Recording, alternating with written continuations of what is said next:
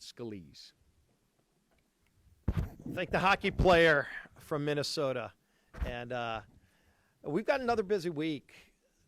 And really, if you look at the agenda this week, it's like a lot of the weeks you've seen over the last few months we've been in the majority. It's Republicans fighting for the hardworking families across this country who are struggling under the weight of all the crazy extremist regulations coming out of the Biden administration.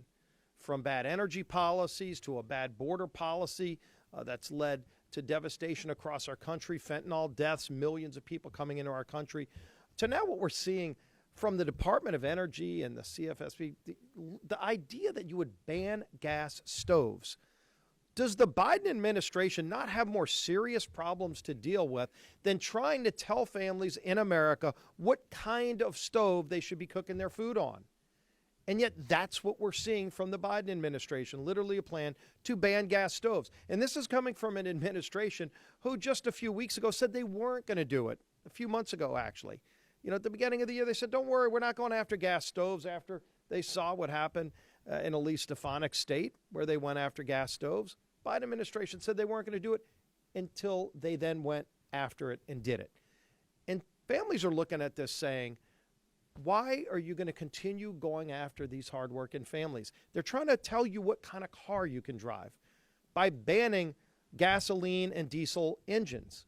Then they're going to try to tell you what kind of stove you can use in your house or what kind of oven you can buy. You saw this during COVID when they tried to tell parents, don't worry, you shouldn't be worrying about your kids' education and seeing what's going on in the classroom. Stay out of the classroom. We'll take care of that. And parents realized what was going on in the classroom and said, no, we are going to have a say in what's happening in our kids' classroom. We want to have a say in how we live our lives. We don't want government control.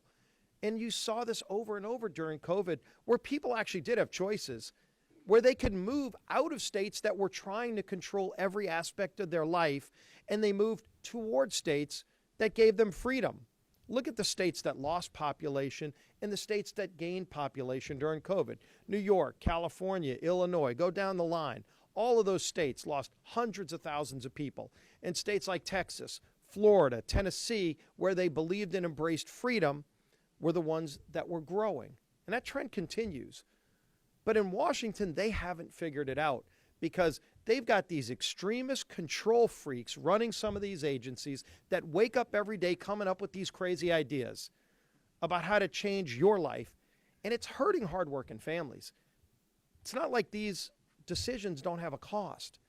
Just look at the stove example. A gas stove compared to an electric stove, a gas stove actually costs less money. And if the government's banning it, it's not going to affect the billionaire friends of Democrats. It's going to affect those lower and middle income families who are already struggling from the other devastating far left extremist ideas coming out of the Biden administration. Think about what's happening today. OPEC is getting ready to control and limit production of energy because they want a higher price of gasoline.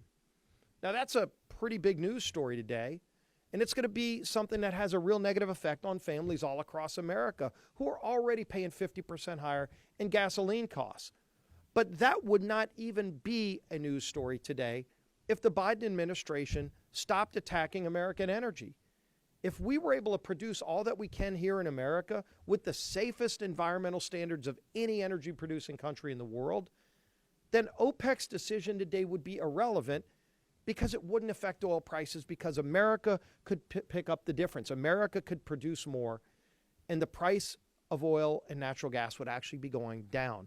So these decisions coming out of the Biden administration day after day and month after month are having devastating impacts on hardworking families. It's like the RAINS Act. It's like the bill going after Chevron deference that we're bringing up this week also, because all of these decisions are costing families thousands of dollars a year that it's taken out of their pocket to appease some unelected extremist bureaucrat in the Biden administration. Enough is enough. Republicans are standing up for those hardworking families. I hope we get a lot of Democrats that vote for these bills too, and frankly, I think we will on some of them. But at some point, the Biden administration is going to have to start listening to those families who are sick and tired of having to pay the cost for the extremist ideas of these control freaks working in these agencies that just want to tell you how to live your life at a higher cost than what you were paying just 2 years ago. With that, we'll take questions. You were quick. That was